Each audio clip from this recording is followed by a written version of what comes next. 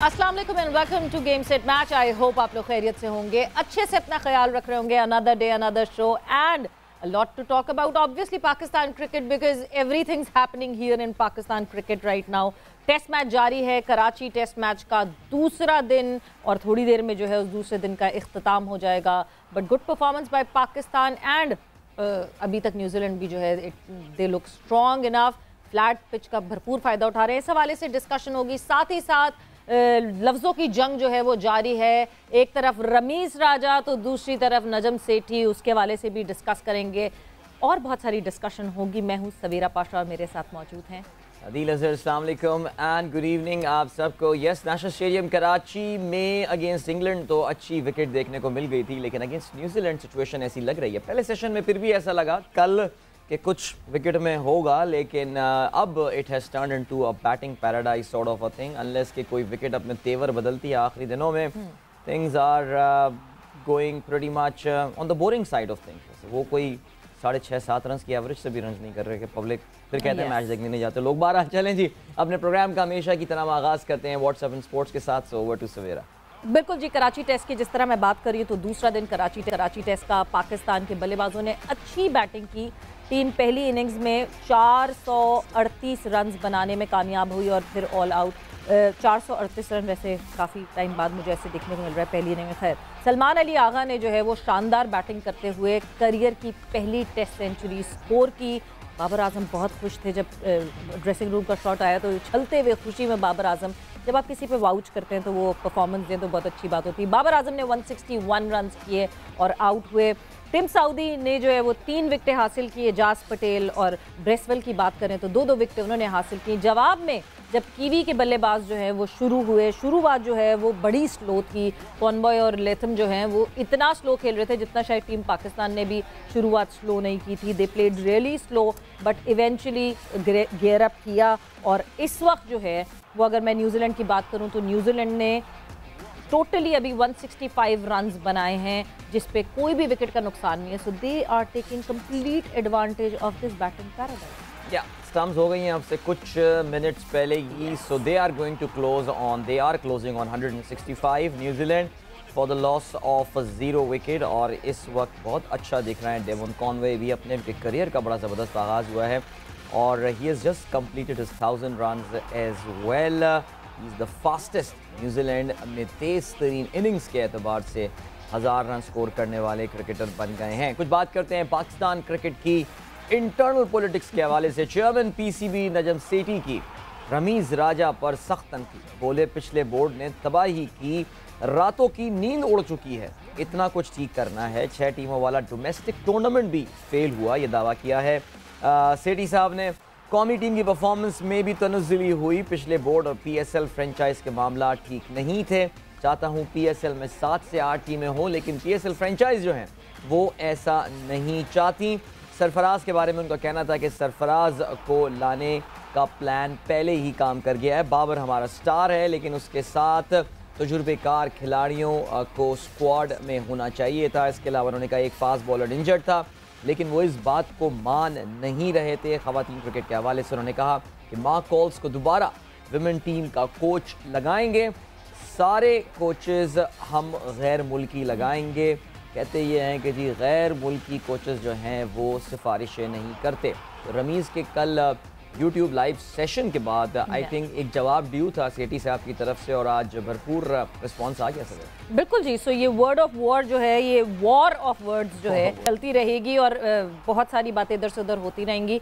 एक और अच्छी एक चीज़ जो कि हम कहते हैं कि जैसे ही सिलेक्शन कमेटी में तब्दीली हुई और चीफ सेलेक्टर शाहिद खान आफरीदी आए, we were expecting the way he used to bat, उसी तरह के हमें out of the park decisions भी दिखेंगे।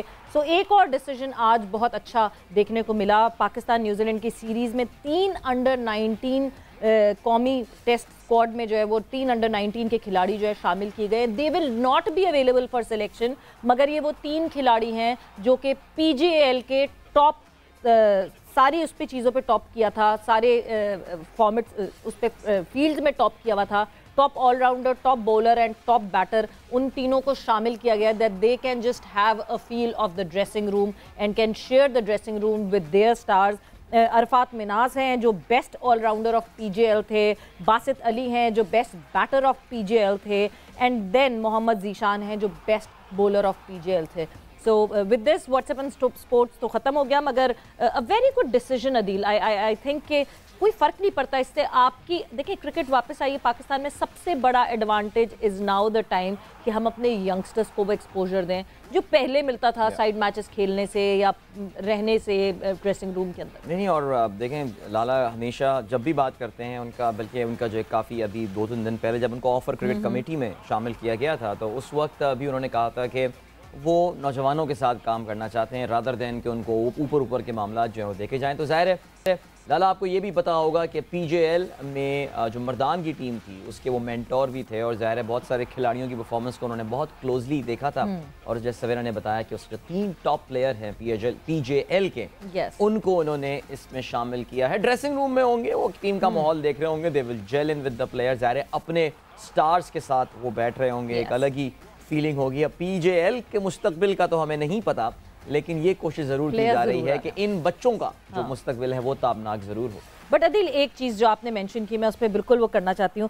एक आपको एकदम से जहन में ही आता है कि because Shahid Afridi was associated with Mardan team, तो शायद ये मर्दान के लड़के होंगे, ये सब मर्दान के खेल रहे होंगे, बिकॉज जिससे आप ज़्यादा क्लोज रहते हैं उनकी परफॉर्मेंस देखी होती है। बट नहीं, अरफात मिनाज ने जो है वो गवादर शार्क्स से रिप्रेजेंट कर रहे थे। 178 रन उन्होंने टोटल बनाए थे, 9 विकेटें हासिल की थी, therefore he was the top allrounder. Basit Ali की मैं बात करूं तो भावलपुर रॉयल्स से ये खेल रहे थे और बेस्ट बैटर साबित हुए। 379 रन टोटल इन्होंने पीजीएल में स्कोर किए थे। इनफैक्ट अंडर 19 में भी पाकिस्तान को रिप्रेजेंट किया था बांग्लादेश के against. And then Mohammad Zeeshan जो कि बेस्ट बॉलर साबित हुए थे पीजीएल के विद 14 विकेट्स, ये भी भावलपुर रॉयल्स से खेल रहे थे।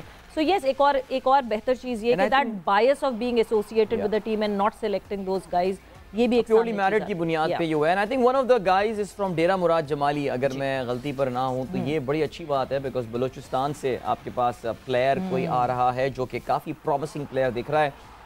कुछ हम ये जानते थे कि सिंध की जब भी हम बात करते थे तो कराची से या कुछ हैदराबाद से ही प्लेयर्स आया करते थे, लेकिन फिर अब हमने अंदरून सिंध से प्लेयर्स जो हैं वो आते हुए देखे, दादू से, लड़काना से, और अब अगर बलूचिस्तान के इंटीरियर इलाकों से भी आ रहे हैं। So that is actually a very good sign and आपकी team should be representative of the entire country. बिल्कुल। And when you talk about Balochistan तो मेरे जहन में एकदम से जो है मुझे एक जहन में बात आई कि जैसे ही अपना चार्ज संभाला था नजम सेठी साहब ने, उन्होंने फौरन ये कहा था कि नहीं जी कोयटा में हम मैच करवाएंगे और कोयटा ग्लैडिएटर्स को पीएसएल का मैच मिलेगा।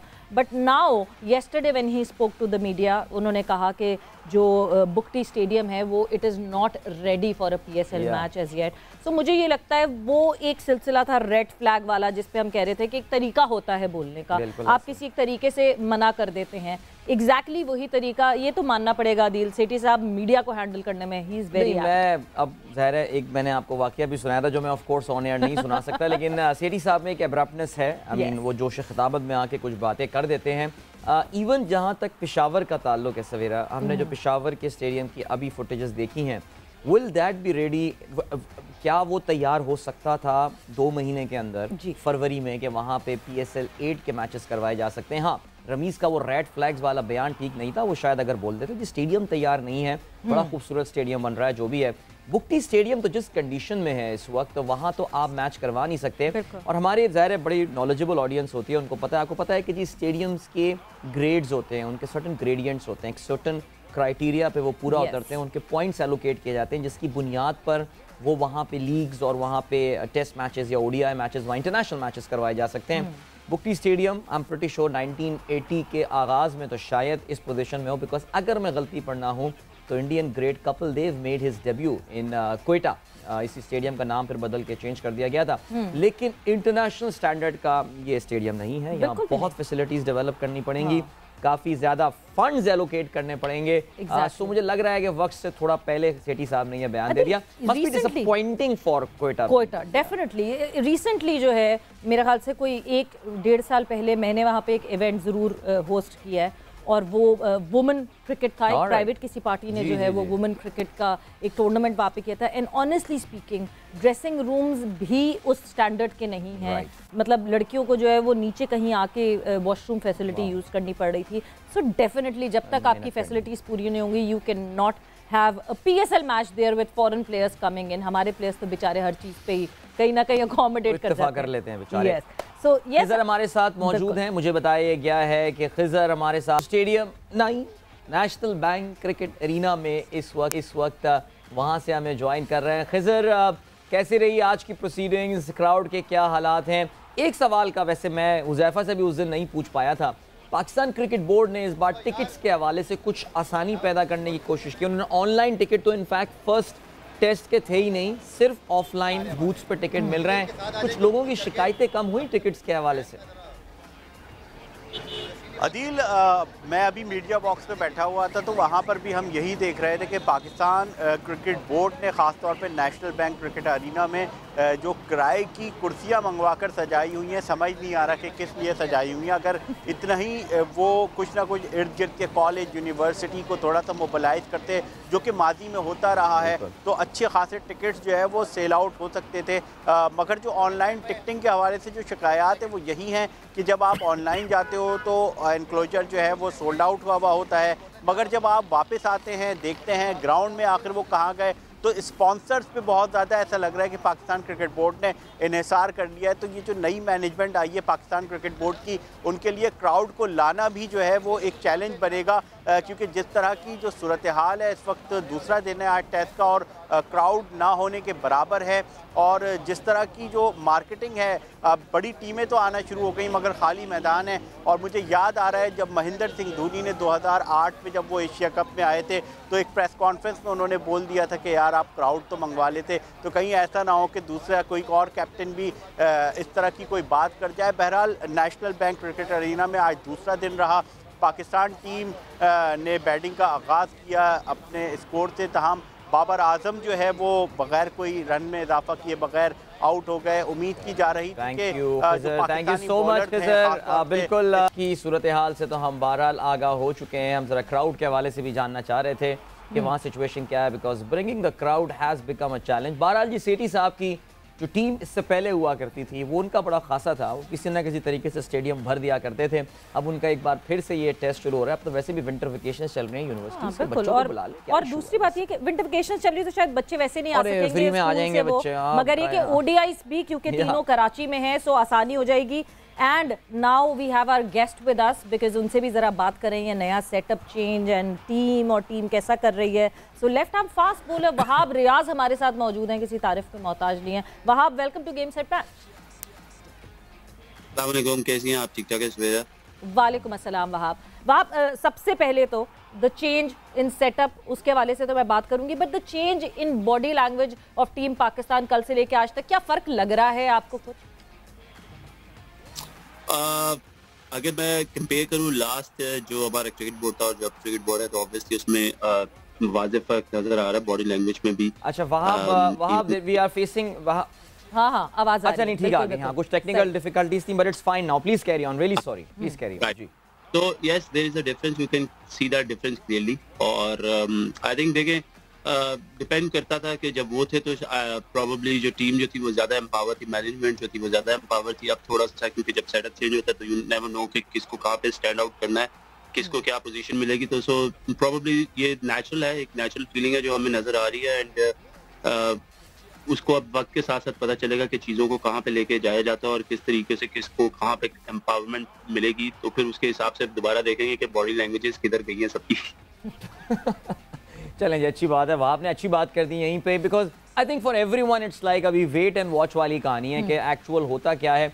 लेकिन वहाँ वैसे इसमें तो खैर कोई शक नहीं है ना कि इतने हमें, आई थिंक ये किसी से ढकी छुपी बात नहीं है कि बाबर एक बड़े पावरफुल और बड़े इस कहें एम्पावर्ड किस्म के कप्तान थे, और अभी बज़ाहिर शायद ऐसा लग रहा है कि कुछ चीज़ें ला के उन पे अभी इन्फोर्स की गई हैं और उनकी, बिकॉज हमें ये भी पता है कि हसन अली को भी टीम में लाया गया था, ही वो शोर शॉर्ट सिलेक्शन, लेकिन मीर हमज़ा जो हैं वो अचानक लाए गए हैं।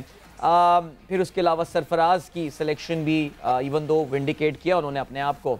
बहसियत कप्तान, ज़ाहिर है आपने भी कप्तानी की है मुल्तान पेशावर ज़ल्मी के अंटिल रिसेंटली आप कप्तान थे। इस तरह जब प्रेशर हो कप्तान के ऊपर टीम सिलेक्शन वगैरह इन मामलात में, तो आप how do you feel? Demotivation होती है, क्या होता है सिलसिला? देखिए बात यह है कि कैप्टन को एम्पावर करना is a very good thing. I think बड़ा काम होता था ये पाकिस्तान क्रिकेट हिस्ट्री में या क्रिकेट बोर्ड में कि आप कैप्टन को इतना ज्यादा एम्पावर करते हैं। आई थिंक बाबर का एम्पावर होना एक अच्छी चीज थी, which was not bad. But उसके साथ साथ जो डिसीजन मेकिंग थी, I think that should also be उसका भी हमारे पास वाज़ेह जवाब होना चाहिए। अगर हम थोड़ा सा मैं इसको डिफरेंशिएट करूं तो जो पहली सिलेक्शन थी और जो अब की सिलेक्शन है उसमें हमें वाज़ेह नजर आया। सरफराज के आने से Sarfaraz had shown once again the kind of caliber और the player he was on the bench 2 साल से 2020 के बाद या 19 के बाद शायद वो टेस्ट मैच नहीं खेले थे और उसके बाद अब वो टेस्ट मैच खेले। सो इट शोज यू के दैट एक्सपीरियंस ऑलवेज मैटर, जिसके ऊपर पहली जो अगर मैं ब्लंटली बोलूं तो उसके ऊपर क्रॉस लगा दिया लास्ट मैनेजमेंट की है, जो लास्ट हमारी जो भी बोर्ड था उसमें जो भी लोगों के डिसीजंस थे। बाबर का एम्पावर होना अच्छा था, लेकिन देखें when you get some power obviously it was not Babar, इसमें मैनेजमेंट आती है, इसमें चेयरमैन की काफी मुदाखलत हुई थी और वो एक लैपटॉप था। वो लैपटॉप मुझे मिल जाए, मैं सिर्फ उस लैपटॉप में ये देखना चाहता था कि वो लैपटॉप किस किस्म का जो है वो परफॉर्मेंसेस गाइड करता था कि वो लोग खेल रहे थे जिनकी परफॉर्मेंसेस बज़ाहिर हमें तो नजर नहीं आती थी लेकिन लैपटॉप पे जरूर नजर आती थी। तो that should be very much answerable. That laptop, I'm looking for that laptop. I wish I could have that laptop, or I wish my name was also in that laptop. Name was there. लेकिन उसकी screen पे लिख देते आप वो नाम के, वो कोई वायरस वगैरह कोई वायरस छोड़ देते वहाँ पे। बात ये है कि I think देखिए we are not against anybody, ना मेरा ये काम है ना मेरी ये डोमेन है, बट आप जब देखते हो, जब आप क्रिकेट खेलते हो तो एक सिस्टम होता है और जब तक आप उस सिस्टम को स्ट्रॉन्ग नहीं करते आपकी टीम के रिजल्ट स्ट्रॉन्ग नहीं आते। That is what I believe.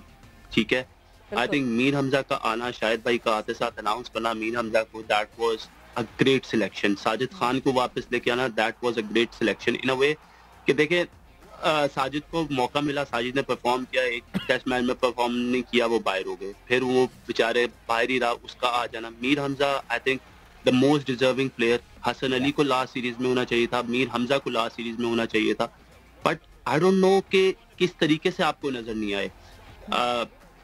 जब मैंने बाबर की लास्ट प्रेस कॉन्फ्रेंस सुनी तो उसने कहा कि जी एक्सपीरियंस मैटर्स, और जब फिर टीम सेलेक्ट की है तो ऐसा लगा कि शायद जो टीम सेलेक्ट हुई थी वो बाबर के हाथ में नहीं थी या बाबर उसको पूरी तरीके से सपोर्ट नहीं करते, क्योंकि अगर एक कप्तान ने टीम सेलेक्ट की है and he takes that responsibility तो फिर उसमें हर एक चीज में एक्सपीरियंस का अगर बाबर को ये था कि यार नहीं है, तो I think Babar has realise that. तो इस सीरीज में आप देखें एक्सपीरियंस सरफराज अहमद की सूरत में आया आपके पास और ही परफॉर्म्ड, और उसने जब बारी करा था तो उसको साथ साथ लेके चलना, उसको बताना, इवन कि आई नो कि सरफराज सबसे ज्यादा प्रेशर में था। तो ये जो छोटी छोटी आपने मोहम्मद अली को सिलेक्ट किया, अब आपने उस लड़के से क्या ज्यादती की, आपने कहा कि ये हमारी बेस्ट 11 है, आपके मैनेजमेंट ने बोला कि this was the best 11, this was the best team we have selected. तो आज मोहम्मद अली नेक्स्ट सीरीज में क्यों नहीं था? हालांकि ये सीरीज में जो टीम सिलेक्ट हुई है ये फिर वो उन्होंने ही की थी, लेकिन इस दफा लैपटॉप पे वो उसका नाम क्यों नहीं आया मोहम्मद अली? यही बात है कि आप एक प्लेयर को, दैट इज माय क्वेश्चन, आपने उसके साथ ज्यादती की। उसके बाद आपने साउथ शकील को खिलाया, अच्छी चीज है साउथ को खिलाना, लेकिन फवाद आलम का क्या कसूर था? सही बात, फवाद आलम ने आपको परफॉर्म करके दिया है और आप ये कह रहे हैं कि हम फवाद आलम को की जगह हम साउथ शकील को टेस्ट करें। क्यों टेस्ट करें जब आपको पता है कि Fawad Alam has performed immensely, not even in domestic, even in international circle. तो इस तरह की काफी आपके पास है एग्जांपल्स, लेकिन आई डोंट नो के क्या सोचा था क्या नहीं सोचा था। आई डोंट नो अभी क्या रिजल्ट है, मैंने टेस्ट मैच फॉलो नहीं किया अनफॉर्चुनेटली। मैंने बस ये देखा था कि माशाल्लाह आज आगा सलमान ने 100 की, that was very, I was very happy to see it, because उसका परफॉर्म करना भी बहुत अच्छा है और 100 करना और वो भी made in 100 is always good. So माशाल्लाह वेल प्लेड टू हिम। लेकिन मीर हमजा का आना, एक्सपीरियंस आना, हसन का स्क्वाड में होना, आई डोंट नो वो पहले क्यों नहीं थे। And now the results will be different, आपको थोड़ा सा डिफरेंट नजर आएगा क्योंकि ये वो लोग हैं जो मौके की तलाश में थे और ये सबसे ज्यादा मेहनत करेंगे, ये सबसे ज्यादा ग्राउंड में परफॉर्म करने की कोशिश करेंगे, सबसे ज्यादा एफर्ट करेंगे। रिजल्ट उनके हाथ में नहीं, but you will see a different effort from them. बिल्कुल। और वहाँ जहाँ आपने बात की ना, हम पावर की बात करते हैं, हम बाबर की power, with more power comes more responsibility, which means you are more answerable to your decisions. आपने इतने सारे सवाल अभी यहाँ पे पूछे, ये सवाल सिर्फ आप नहीं पूछ रहे, ये सवाल सारी पूरी आवाम पूछ रही है कि ये क्यों नहीं हुआ, ऐसे क्यों नहीं हुआ, why was that decision taking, why wasn't. और अब जब एक्सपीरियंस की बात करते हैं, कल मेरा ख्याल से अगर सरफराज के इंक्लूजन से पाकिस्तान टीम ने तो फ़ायदा उठाया, सबसे ज़्यादा बाबर आजम ने फ़ायदा उठाया, बिकॉज बाबर आजम जो कि वो एक 50 पे रुक जाते थे, उस 50 को ही was able to convert in 100 and then in 150 because he was not concerned about the other end, उनके other end भी सेफ हुआ था। सो मेरा ख्याल से over the period of time Babar को अंदाज़ा होगा कि कितना इंपॉर्टेंट होता है एक सीनियर का टीम में रहना। आज हमने अबरार के बॉलिंग पे डिसीजन देखा कि अबरार वाज परसिस्टेंट कि ले लो रिव्यू, बट सरफराज सेट कि नहीं, वो रिव्यू नहीं लेना, एंड ही वाज राइट कि वो रिव्यू नहीं लेना। सो ये सारी हेल्प तो आपको सीनियर्स से मिलती है। बट नाउ अब जब हम टाइम आगे जाते हुए देखते हैं, मीर हमजा की हमने बात की, हमने लास्ट सीरीज़ में ये देखा कि फ़हीम अशरफ खेले, बट फ़हीम अशरफ से उस तरीके से उनको यूटिलाइज़ नहीं किया गया जिस तरीके से फ़हीम अशरफ को यूटिलाइज़ किया जा सकता है। अभी मैं देखती हूँ कि शायद मीर हमजा भी कंपैरेटिवली अपने हिसाब से कम बॉलिंग कर रहे हैं। सिर्फ 3 ओवर शुरू में करवाए थे और अभी उन्होंने टोटल 7 ओवर किए हैं इस पूरे दिन में। तो वो भी लगता है आपको कि वहाँ भी कहीं ना कहीं कोई इशू आएगा? देखिए, मेरा नहीं ख्याल कि इशू आना चाहिए सवेरा। बात यह है कि अगर हम एक्सपीरियंस की बात करें और अगर आप बाबर की बात कर रहे हैं, तो जो मेरा ओपिनियन है उस पर यह है कि देखें, Babar was not the only one. हमें ये जरूर दिखाया गया कि जी Babar was empowerment, power has the power. But देखें, अगर आप ये बात देखें कि जब भी टीम सिलेक्शन जब होती थी, तो जब चेयरमैन साहब थे वो भी एक ही बात करते थे, चीफ सिलेक्टर साहब भी एक ही बात करते थे, मैनेजमेंट भी एक ही बात करती थी और बाबर भी एक ही बात करते थे। तो इसका मतलब ये था कि जिन्होंने भी वो गलत डिसीजन ली है, इन सबको एक दूसरे को कवर करने की जरूरत थी और उन्होंने सपोर्ट किया, विच इज राइटली सो, अच्छा था। लेकिन बात यह कि जिन लोगों की आपने बात की कि जो मैंने सवाल किए हैं, लोग वो सवाल तो प्रेस कॉन्फ्रेंस में पूछ ही नहीं सकते थे, क्योंकि उसकी वजह यह है कि लोग जब ये सवाल पूछते थे तो उसका जवाब नहीं था, और जो सवाल ऐसा कर लेता था, मैंने सुनने में मेरे तो ये भी आया कि वो अगली दफा दोबारा उस प्रेस कॉन्फ्रेंस में बैठता नहीं था। तो देखिए, आप सही को सही और जब तक गलत को गलत नहीं कहेंगे ना, तो आप इम्प्रूव नहीं करते। तो उसके लिए तो मेरा ये सवाल है, क्योंकि ऑब्वियसली कुछ लोगों के एक्रेडिटेशन रोक दिए गए थे। वो क्यों रोके गए थे? अगर आप ये क्या कहते हैं, बोर्ड की तरफ से जो रोके गए थे सवाल करने पे या चीफ सिलेक्टर से सवाल करने पे, तो उनका जवाब देना चाहिए था ना। सवाल इसलिए किया जाता है कि उसका जवाब मिले और आप मुतमईन करें, लेकिन अगर सवाल अलिफ और जवाब बे हो तो उसकी तो समझ वैसे ही नहीं आती आपको। तो ये तो हो गई एक ही बात। एक्सपीरियंस की बात जो आपने की, देखें, सरफराज के आने से एक्सपीरियंस जरूर आया है। Sarfaraz help it really well. Babar को भी सपोर्ट मिली है और Babar has always perform really well. लेकिन हाँ, उसके साथ रहना और किसी का crease, that is always important for him, because as a captain it is too difficult to think too many things, और उनको फिर एक जगह पे डालना एक अकेले कप्तान के बस में नहीं होता। अगर हम बेन स्टोक्स की बात करते हैं, देखिए जो उन्होंने डिसीजंस लिए, उनकी टीम ने उस तरीके से उन चीजों को फॉलो किया और उस पे उन्होंने वर्कआउट किया और जिस पे उनको सक्सेस मिल गई, इसलिए वो कामयाब कप्तान हो गया। ठीक है जी। लेकिन जब हमारे पास जो रिसोर्सेज थे, वो एज कम्पेयर टू अगर हम इंग्लैंड देखें, तो वो कभी भी इतने एक्सपीरियंस नहीं थे और इतने अच्छे नहीं थे। तो इतनी बड़ी सीरीज में तो पहले ही मैच में 4 डेब्यू होने नहीं चाहिए। यासिर शाह बेचारा किधर गया? मतलब परफॉर्म करके आप ये कह रहे हो कि वो अनफिट है। आई थिंक लैपटॉप में आया था कि वो अनफिट है, लेकिन वो तो डोमेस्टिक खेल रहा था। सो आई डोंट नो उसका जवाब कौन देगा। जहां तक है कि मीर हमजा की बात देखें, Mir Hamza is coming back after a long time. कोई भी प्लेयर जो कम बैक करेगा, उसको आप एक मैच पे जज नहीं कर सकते। आपको उसको 2-3 मैचेस देने पड़ेंगे, 1-2 सीरीज देनी पड़ेगी। हाँ, उसके बाद अगर वो नहीं करता तो फिर ठीक है, आप उसको कहो कि यार नाउ हम आपकी जगह किसी और को यूटिलाइज करें। फहीम अशरफ के साथ जो आपने बात की सवेरा, मेरे तो सुनने में ये आया कि फहीम अशरफ को तो डोमेस्टिक कॉन्ट्रैक्ट नहीं दिया गया, सेंट्रल कॉन्ट्रैक्ट तो दूर की बात, तो उसको तो डोमेस्टिक कॉन्ट्रैक्ट ऑफर नहीं किया गया। और Faheem for me he is one of the best allrounders, but अभी हमने फहीम से भी उस तरह की परफॉर्मेंसेज नहीं देखी जितना उनको सपोर्ट किया गया। लेकिन आप जब टेस्ट मैच उसको खिला रहे थे, तो फिर आप उसको फुली यूज करते, अच्छे तरीके से आप उसको यूज करते। ये आई थिंक वहां आपका एक बहुत इंपॉर्टेंट पॉइंट, आई थिंक बिल्कुल, आई थिंक ये अपनी जगह है। फहीम टीम में वक्तन फवक्त भी रहते हैं। मुझे जो आपका पॉइंट यहाँ पे लग रहा है वो ये लग रहा है कि फहीम को आपको बिकॉज अंडर यूटिलाइज किया गया, वन, और सेकेंडली जो मोहम्मद अली का भी केस था, मुझे याद है कि जो साबिक चीफ सेलेक्टर ये बात कहते थे कि इतना ज़बरदस्त बॉलर है, आप लोगों को पता ही नहीं है। अच्छा, उनको पता नहीं, अल्लाह उनको खुश रखे और तरक्की करे वो मीडिया करियर में। मैं सिर्फ उस लैपटॉप की तलाश में, वो नहीं मिल रहा। नहीं, मुझे तलाश गुमशुदा का एक ऐड बना देते। थोड़ी सी ना वसीम को ये शायद पता नहीं गलत फहमी थी that he is the only one who follows domestic cricket, और उनके अलावा शायद किसी को ना इसकी समझ नहीं है और उनको प्लेयर्स का पता नहीं है। उन्होंने कई बार कहा कि क्या आप डोमेस्टिक नहीं देखते, आपको पता नहीं है उनकी परफॉर्मेंस कैसी है। यही टॉल क्लेम्स आमिर जमाल के लिए किए गए। यहाँ हमारे शो में बैठ के ही वाज लाइक कि शाहिद खान आफरीदी भी तो अचानक से आ गए थे, तो आमिर जमाल अगर दो के शाहिद खान आफरीदी अचानक से नहीं आए थे। We had seen him playing, बिल्कुल, exactly.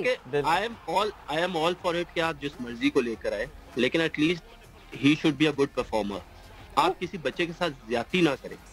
दूसरा सुनने में आ रहा था कि जी लाइन में लोग लगे हुए थे। लाइन कौन सी लाइन है? पाकिस्तान में तो मैंने कभी कोई लाइन नहीं देखी। नहीं, वो ऐसी लाइन है जिसमें अपनी मर्जी से कोई प्लेयर आ जाता था और अपनी मर्जी से कोई प्लेयर, अगर लाइन में प्लेयर लगे हुए थे तो आई एम सॉरी टू से सऊद शकील को पहले खेलना चाहिए था, सलमान अली आगा को बाद में खेलना चाहिए था। Nothing against Salman Ali Agha, but yes, line में पहले फिर सऊद लगे हुए थे। देखें, बात यह है सवेरा के इसमें लड़कों का कभी भी कोई भी कसूर नहीं रहा।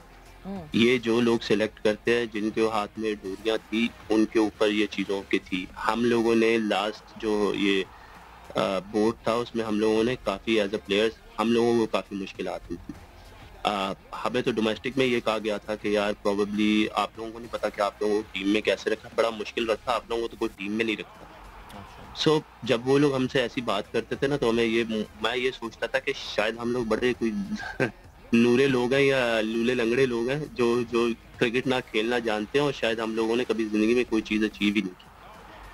देखें, बात यह है कि आप लोगों ने एक चीज बड़ी लोगों ने वाज़े तौर पे देखी है। और आप सॉरी, मैं आपकी बात यहाँ पे काटूंगी। आपने ये जो एक जुमला बोला है, मैं प्लीज इस पे मैं बिल्कुल बात करना चाहूंगी, वो इस वजह से बिकॉज कल रमीश राजा साहब एक स्टेटमेंट देते हैं और उसमें कहते हैं कि फॉर्मर प्लेयर्स हैं हम फॉर्मर पाकिस्तानी टेस्ट क्रिकेटर्स हैं, वी शुड बी रिस्पेक्टेड, और हमें रिस्पेक्टफुली जो है जैसे मुझे हटा दिया गया या जैसे चीफ सेलेक्टर को हटा दिया गया या कोचेस को हटाने की बात हो रही है, फॉर्मर क्रिकेटर्स को वो रिस्पेक्ट मिलनी चाहिए। वो रिस्पेक्ट उनके टेन्योर में कितने लोगों को मिली, ये उन्हीं के टेन्योर की बात कर रहे हैं ना। देखिए, मैं आपको बताऊं कि बोर्ड से मुझे किसी एक बंदे से मेरी बोर्ड पर बात हो रही थी। He was very happy that Ramiz भाई वाज गोइंग। तो दैट जो आपके अंडर काम करते हैं वो लोग ही अगर आपसे खुश नहीं थे तो आई डोंट नो क्या है। मेरा कोई रमीज भाई से पर्सनल नहीं है, बट यस, अगर हमें फॉर्मर क्रिकेटर्स की उन्होंने बात की है तो मैंने रमीज भाई को 4-5 दफा मैसेज किया है, जिसका मैंने उनसे कहा कि I am waiting for your call, I am waiting for your answer. उन्होंने मुझे जवाब नहीं दिया। उन्होंने मुझे क्यों जवाब नहीं दिया? I am a present cricketer ना, मैंने रिटायरमेंट नहीं ली अभी। Exactly. तो मुझे तो उन्होंने जवाब नहीं दिया। दूसरी बात यह है कि ये बोर्ड जो है पाकिस्तान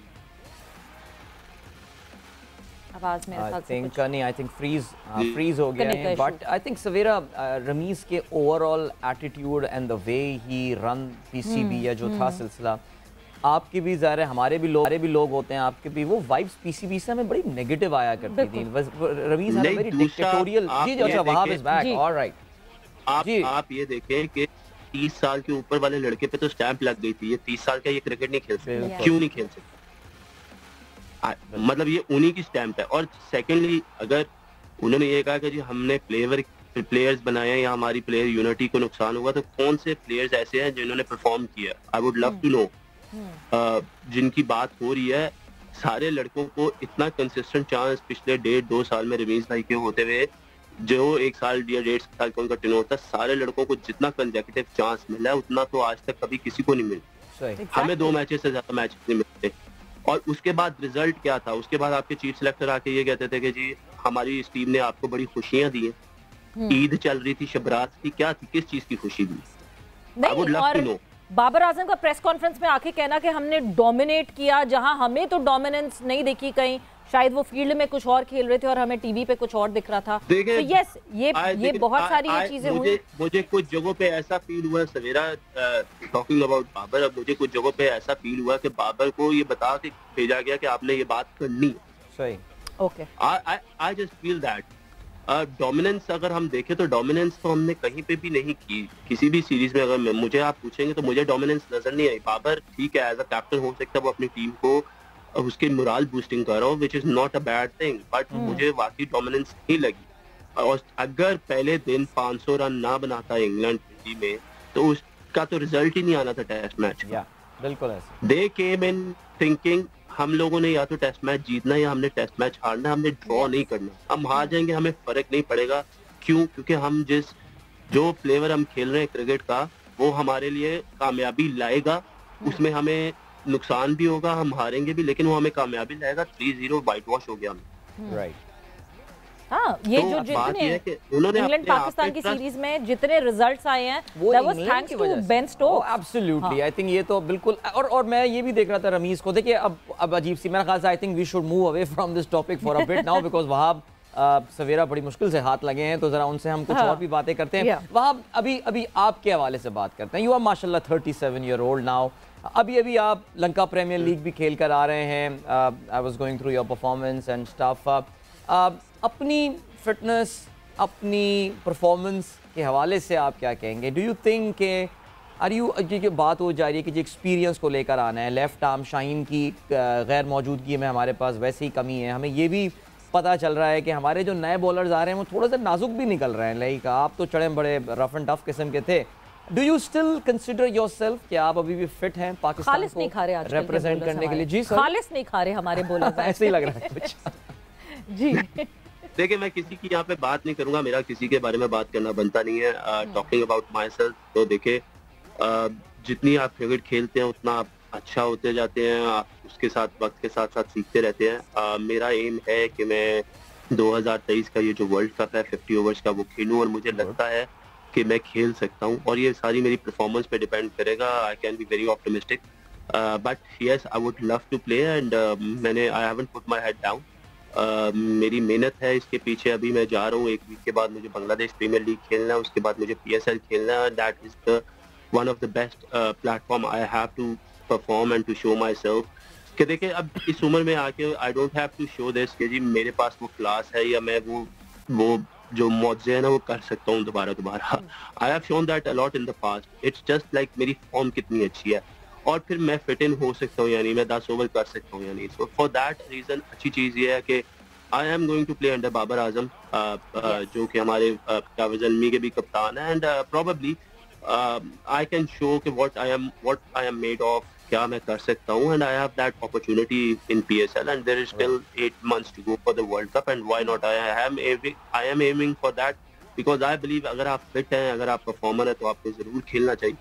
प्रोबेबली लास्ट बोर्ड में हमारे ऊपर क्रॉस थे क्योंकि हम 30+ हो गए थे, लेकिन प्रोबेबली इस बोर्ड में I think it will all be like if you perform well you can play, probably that's what we are expecting. और आई थिंक उसमें हम मेरा काम है कि मैं खेल के परफॉर्म करूं। I should announce my self, और उसके बाद लेट्स मी सी के जी सिलेक्टर से मेरी क्या बात होती है या मुझे क्या मैसेज मिलता है, दैट इज आफ्टरवर्ड्स। लेकिन अभी पहले मेरी अपनी परफॉर्मेंस है, पहले मुझे उन्हें कायल करना पड़ेगा कि यार here I am, here this is what I am doing, और मैं क्या अच्छा कर सकता हूं। एंड वहाब आपको लगता है कि ये this is some blessing in disguise के बाबर जो हैं अब वो ज़ल्मी के कप्तान हो गए हैं, so he can watch you closely, because जिस तरह बाबर ने कहा कि हमें एक्सपीरियंस्ड प्लेयर्स की ज़रूरत है, और अगर एक्सपीरियंस प्लेयर्स नहीं हैं और उनको अगर सामने एक एक्सपीरियंस बॉलर का ऑप्शन दिखता है, सो व्हाई नॉट। वो होता है ना जब आप क्लोज इन बहुत आप नेट्स में भी साथ होते हैं, आप ज़्यादा साथ टाइम गुजार रहे होते हैं, तो आपको ज़्यादा पता चलता है दूसरे प्लेयर। देखिए obviously I can say that is a blessing in disguise. और देखिए मैं ये बिलीव करता हूँ कि जो 4 ओवर की क्रिकेट है ना सवेरा, उसमें वक्त गुजर जाता है, अच्छा बुरा वक्त गुजर जाता है। जो 50 ओवर्स है ना, दैट इज 10 ओवर्स पर मैच, और प्रोबेबली उधर आपको सिचुएशंस में बॉलिंग करनी है। उधर अगर आपने पहले 6, 8, 10 ओवर अच्छे किए तो आपके अगले 8, 10 ओवर भी अच्छे होने चाहिए। क्रिकेट इतनी फास्ट हो गया है कि बैट्समैन आपके पीछे आएंगे। सो आई बिलीव कि I can offer that much in the one day cricket, और उसमें ये हो सकता है कि यार हाँ मैं ये कोशिश करूँ कि मुझे 10 ओवर करने और वो सिचुएशंस पे करने और वो बार बार करने, ऐसा नहीं है 2 ओवर नए बॉल से कर लिए 2 ओवर एंड में कर लिए, नहीं। बीच वाला जो पैच है that is the most important overs. जब ओवर शुरू होता है 20वें ओवर से 40वें ओवर तक जो गेम है ना, उसमें आपको बहुत ज्यादा अच्छी बॉलिंग भी करनी पड़ती है, आपको सिचुएशंस को भी रीड करना पड़ता है और फिर आपको अपने आप को कंसिस्टेंट रखना पड़ता है। So I think there is a lot. हमारे माशाल्लाह सारे नए लड़के भी बहुत अच्छे हैं, सो अच्छी बात है, मुकाबला होगा। They have always kept us on the toes और अभी भी ये एक अच्छा मौका है कि ये एक अपॉर्चुनिटी है, तो why not, I will try my self कि मैं इसको अवेल करूं और कम बैक करूं। क्यों नहीं कर सकता? अगर मैंने जैसे कहा कि मैं फिट हूं, अगर मैं परफॉर्म कर सकता हूं तो good luck for that Wahab. और आई थिंक पीएसएल तो इवेंट भी ऐसा ही है कि जहां पे the whole nation is watching, और हमने तो ये भी देखा है कि पीएसएल की परफॉर्मेंस पे लोग जो है वो टेस्ट क्रिकेट में डेब्यू कर लेते हैं अपना पाकिस्तान में। जल्दी से एक सवाल मेरे जहन में और आता है वहाब, बिकॉज अब खबरें बहुत गर्म हैं, इनफैक्ट पार्शियली कंफर्म हो गया Mickey Arthur coming back, and you and Mickey Arthur you did not rest on the right foot, दोनों के आपस में था issue, we all know that, उसको कैसे हैंडल करेंगे? सवेरा अभी मिकी से मुलाकात हुई थी मेरी श्रीलंका प्रीमियर लीग में भी। देखिए कायल अगर वो आ जाते हैं मिकी आर्थर, तो देखिए लास्ट में उन्होंने ही मुझे वापस बुलाया था 2019 के वर्ल्ड कप में, तो ही नोस के what I can offer. I think उनका जो सबसे बड़ा पॉइंट होता है या जो उनकी सबसे बड़ी एक वो कहते हैं ना वो लकीर खींचते थे, that is on fitness. And I think if I pass those fitness tests, I don't think he will have any issues. And if I am performing as well, right, I'll try my level best. He also knows he is watching Pakistan cricket very carefully. और I hope कि जिस तरह मैंने कहा कि PSL will be the main gig for me, कि उसमें मेरी परफॉर्मेंस कैसी है, उसमें मैं कैसी बॉलिंग करता हूँ, और उसके बाद there is a lot of chance. I believe there is still chance, and I'll take that even 10%, 5%, because that always motivates me. कि I have to do something. So Mickey को कर लेंगे, कोई मसला नहीं है, उसके सामने बस चिप्स नहीं खाऊंगा। बट जनरली वैसे खैर जिन खिलाड़ियों ने मिकी के अंडर खेला है, they always have good things to say. I mean वो जो जाती कुछ इश्यूज हों अपनी जगह, फिटनेस को साइड पे रख के, लेकिन सब कहते थे यो टेस्ट के लिए भगा के हशर कर देते थे सीरियसली स्पीकिंग। लेकिन फिर भी आई थिंक मिकी की एक क्लास थी, ज़ाहिर है कि इंटरनेशनल एक बहुत ज़बरदस्त रेपुटेशन वाला था। एंड वहाँ मैं अभी आपका ट्विटर प्रोफाइल भी देख रहा था, आपने पिछले 3 साल से एक ही पिन ट्वीट अपना रखा हुआ है, वो अफगानिस्तान के मैच के बाद वाला जो आपने और इमाद ने बड़ा ज़बरदस्त उस गेम को जो है वो फिनिश किया था। लुक्स लाइक के वो that game is still very close to your heart मेरे ख्याल से, हमारे भी दिल के बहुत करीब है, लेकिन आपके लिए भी बड़ा स्पेशल गेम था वो। That is very very close to my heart because I still know कि वो एक छोटा सा ड्रेसिंग रूम था और मुझे पारी करने जाना था और 15 लोग उसमें थे और किसी की आवाज़ नहीं आ रही। So it was such a pressure game and I know कि मैं जब निकलने लगा था मेरा हाथ फ्रैक्चर, उंगली फ्रैक्चर थी। तो शुएब भैया उन्होंने कहा कि यार शाहीन को भेज देते हैं, मैंने कहा नहीं मैं ही जाऊंगा। और सरफराज, मैं कमरे से बाहर निकला तो सरफराज आया, कहता वहाँ भी ये मैच जीतना है, और मैंने सरफराज को कहा यार मैं कोशिश करूंगा, बस बाकी अल्लाह की मर्जी है, अल्लाह से दुआ कर। और मैं जब नीचे उतरा तो मैंने ऊपर आसमान की तरफ देखा और कहा या अल्लाह मेरी इज्जत रखना और टीम पाकिस्तान की इज्जत रखना। मैं अंदर गया, इमाद ने कहा वहाँ भाई अंदर आएगा, ये है वो है, तैयार है। मुझे आप यकीन कर ले, मैं झूठ नहीं बोल रहा, मुझे नहीं पता चला राशिद खान के हाथ से गेंद कब गिरा, कब निकला, कब मेरे पैरों पे लगा, अपील हो गई। और इमाद ने मुझे उधर से बोलना शुरू कर दिया, मैंने आपको कहा भी अंदर आना है या ये है। मैंने कहा इमाद मेरी बात सुन, तू इतनी देर से खेल रहा, तू ये समझ आइए, कहता नहीं तो मुझे एक बॉल पे कहता। फिर मैंने कहा मुझे मेरी गेम खेलने दे। उसके बाद मैंने कहा जो भी बॉल होगा आई स्वीप, जो भी होगा स्वीप मारूंगा। उसने ऑप्शन से बाहर किया, वो अच्छा करेक्ट हो गया, चौका आ गया, फिर छिक्का हो गया। इमाद ने कहा हम आखिरी ओवर में 15 कर लेंगे। मैंने कहा इमाद तू कर लें, मुझे मारने दे, क्योंकि अगर मैं रोकने गया मैं आउट हो जाऊंगा तो मुझे खेलने दे। कहता ठीक है। तो देखें ये वो मैचेस हैं जिसमें ये वो चीजें जिसमें आपको कभी ना कभी अल्लाह ने इज्जत देनी होती है, और I think that was a very special game. आप नहीं जानते कि क्राउड में लोग, अफगानी लोग हमारे लोगों के साथ क्या कर रहे थे, बड़ी मार कुटाई हो रही थी, उनका दिल था कि वो जीते, हमारा दिल था हम जीते। तो yes, that was one of the very Savera and Wahab, when I look back seriously, I think unfortunately 2019 में because वो unfortunate जो वेस्ट इंडीज से बहुत बड़े मार्जिन से गेम हार गए थे, हम सेमीफाइनल में नहीं पहुंच पाए, वहाँ बहुत अच्छा एक कॉम्बिनेशन बन गया था अंडर मिकी, सरफराज की कैप्टनसी, बहुत बैलेंस साइड पाकिस्तान की थी, and it look like that everyone is performing मेरे ख्याल से बड़ा मिसहैप हुआ पाकिस्तान की, कम से कम लिमिटेड ओवर्स क्रिकेट के साथ, कि हमने उस कॉम्बिनेशन को बिल्कुल जिसे कहते हैं खुद अपने हाथों से खत्म कर दिया हमने सीरियसली। यस, देखिए बात यह है कि that combination for World Cup और उसके बाद जो T20 का that was one of the best combination। अगर आप उसमें बॉलर देखें, शाहीन हमारे साथ था, बिल्कुल, he was very young, a good performer। Hasan Ali हमारे साथ था, आमिर थे, मैं था, Haris Rauf, he is now here, Naseem, he is there, so you know अभी भी धानी वगैरह भी हैं सारे। तो बात ये कि आप किसी एक का नाम नहीं लेते, but still you have that option कि आपके पास 5 ऐसे बॉलर हो सकते हैं जो कि वर्ल्ड कप में पाकिस्तान को रिप्रेजेंट कर सकते हैं, and everybody has to make their place. I believe कि अगर हम बात करें शाहीन की, तो शाहीन इज देयर, हारिस की, Haris is there, but I still believe those next 3 positions, they are still open for me. They are still open because if I'm better than the others, I'll make it. If I'm not better than the others, I can't make it. But yes, probably you might see Amir coming back as well. Hassan होगा, नसीम होगा, धानी है, वसीम है, so अच्छा competition होगा। Let's see.